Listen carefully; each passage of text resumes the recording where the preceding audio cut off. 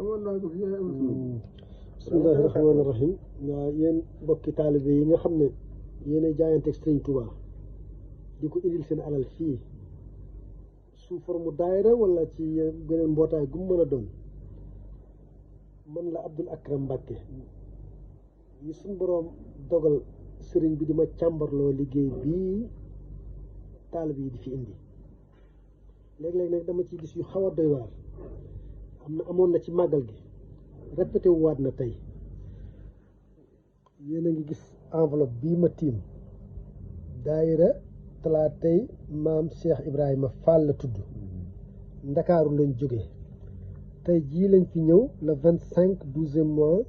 2021 ku ñuy wax Xaadim Caam moo ko jiite feuille blanche yii la dagg def ci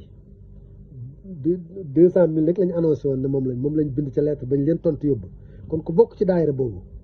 na nga xam ne Xaadim Caam feuille blanche yii la def ci lettre bi waaw maa ngi nii nag toog nag ak Serigne Cheikh Mbacke Cheikh Ahmadou Mbacke Gaynde Fatma doomu Serigne Mountakha mooy sama seere bu ma dajjee lettre bi mi ngi nii ci kanamam la waaw fas naa ko yéene def ci matukaay yëpp nag pour moom mu xam ne li mu def Cheikh Ibra Fall xalaatu ko kuy tuddoo Cheikh Ibra Fall te mu wér ci yow sax xalaatoo ko waaw li ci des it mboolem ku yor jëwriñ wala dara